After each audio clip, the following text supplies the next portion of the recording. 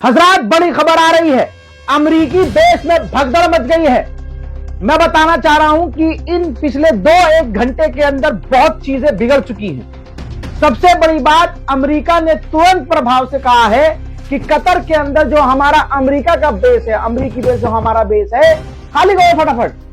जी हां, अधिकारियों से कह दिया है, अपनी सेना से कह दिया है, क्योंकि ईरान ने सीधा कहा है कि मिडिल ईस्ट में जितने भी अमेरिका के हैं बेस, सब पर हमला करेंगे।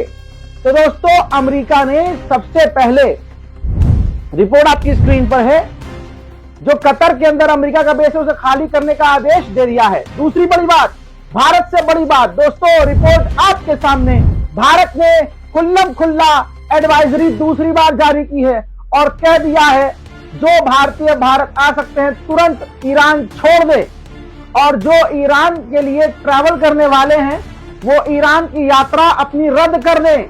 तो आप समझ सकते हैं मैटर कितना गंभीर हो गया है। उधर ईरान ने बिल्कुल सीधा कट टू कट, एक बार फिर से बता रहा हूं, रिपोर्ट आपके सामने, कंफर्म है रिपोर्ट दोस्तों, ईरान ने एक बार फिर से वार्निंग दी है अलग अलग देशों को, सऊदी अरब, यूएई, तुर्की और कतर को सीधी धमकी दी है कि आपके यहां जो अमेरिका के मिलिट्री बेस है, अगर उसका इस्तेमाल अमेरिका ने हम पर किया हमला करने के लिए, तो हम आपके मुल्क में मौजूद इन अमेरिकी बेस को निशाना बनाएंगे। हजरात, मामला इसलिए और गंभीर है कि नेतन्याहू, इजराइल का प्रधानमंत्री, देश छोड़कर हवा में चला गया है। जी हाँ, ऐसा तब होता है जब देश पर हमला होने की संभावना होती है और प्रधानमंत्री या राष्ट्रपति को डर होता है कि मेरी लोकेशन को, मेरे एरिया को, मेरे घर को, मेरे दफ्तर को निशाना बनाकर मुझे मारने की कोशिश की जा सकती है। इस वजह से राष्ट्रपति हो या प्रधानमंत्री, वो आसमान में उड़ने लगता है, जहाज में अपने बैठ के वो उड़ जाता है। दोस्तों, वही रिपोर्ट आ रही है कि नेतन्याहू प्राइम मिनिस्टर जो इजराइल के हैं, वो इजराइल से जहाज में बैठकर उड़ चुके हैं। ठीक है, वाई नेट ने यह कंफर्म किया है। उधर आपको बता दूं कि ईरान के विदेश मंत्री और अमेरिका के विदेश मंत्री के बीच जो बातचीत का आखिरी एक होप थी कि भाई बातचीत के जरिए मामला सुलझाया जा सकता है, नहीं पता क्या हुआ, लेकिन जो अपडेट है मेरे पास वो ये है कि सस्पेंड हो गई है बातचीत। जी हां, रिपोर्ट हमारे पास आ रही है, बातचीत अमेरिका के विदेश मंत्री और ईरान के विदेश मंत्री की सस्पेंड हो गई है, बातचीत भी बंद हो गई है। हजरात, यमन के जो अंसार अल्लाह है, हूथीज हैं, वो भी अपनी फौज को रेड अलर्ट पर कर चुके हैं। ईरान का साथ देने के लिए यमन के हूथीज तैयार हैं। हजरात, वहीं रशिया का एक कार्गो जहाज, खास करके IL-76 TD कार्गो जहाज है, ये तेहरान में कुछ घंटे पहले लैंड हो चुका है। पिछले 48 घंटे में ये 5वां कार्गो जहाज है। ये वो 5वां जहाज है जो तेहरान में उतर चुका है 48 घंटे में, और ये जहाज हथियार ले जाने में सक्षम है।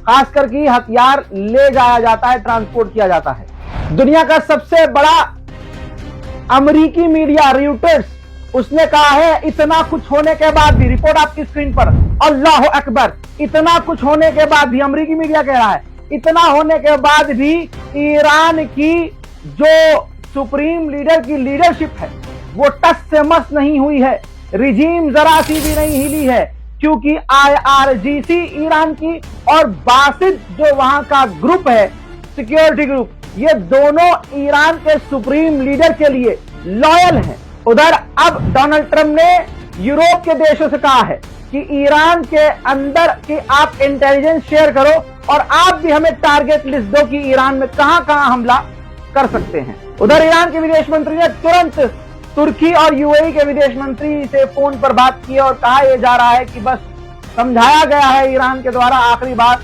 दोनों देशों को कि आपके मुल्क के अंदर जो मिलिट्री बेस है अमेरिका के, उनको इस्तेमाल होने मत दीजिएगा। दोस्तों, सऊदी अरब कई बार सुबह से अब तक क्लियर कर चुका है, अपने पास से क्लियर किया, उसने ईरान को क्लियर मैसेज दिया है सऊदी अरब ने, किसी भी हालत में, जी हाँ, किसी भी हालत में ईरान की सरजमीन पर हमला करने के लिए सऊदी अरब अपने एयर स्पेस का इस्तेमाल किसी को करने नहीं देगा।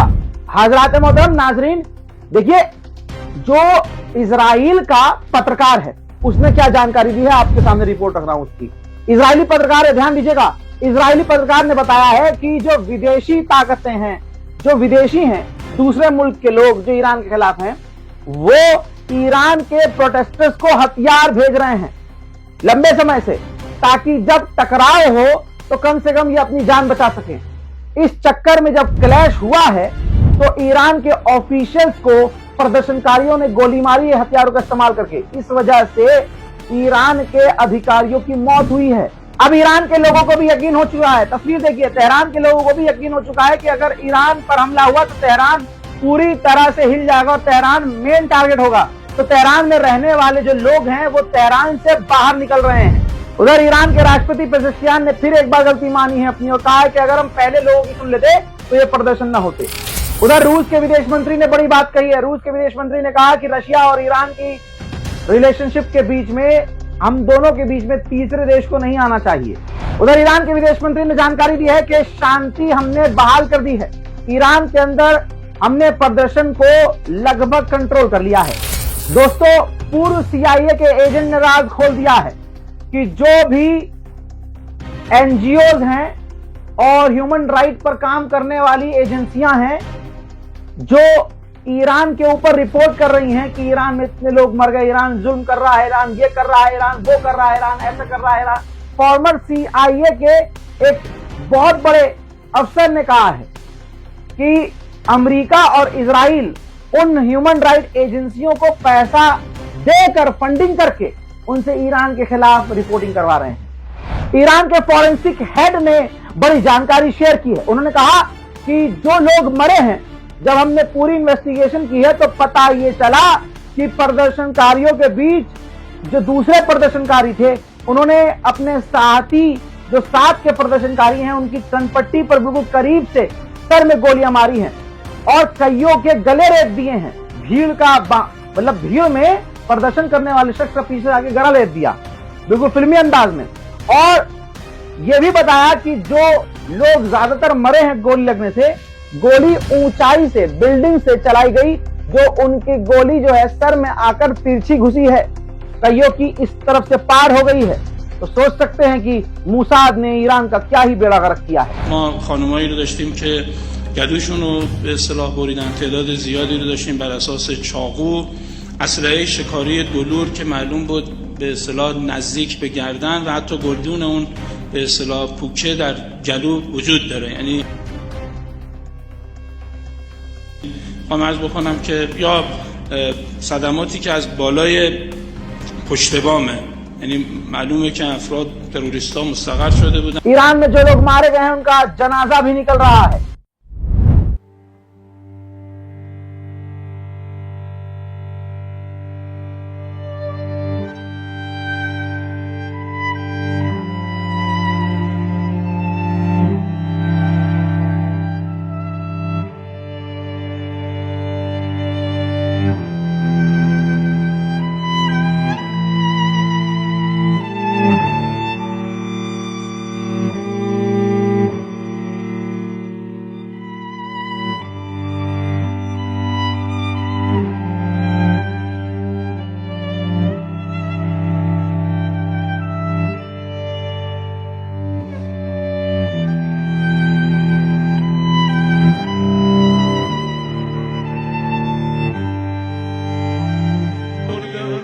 شما عزیزانتون زنده زنده سوختن، عزیز رفتن، شهید برگشتن، برگ بر آمریکا.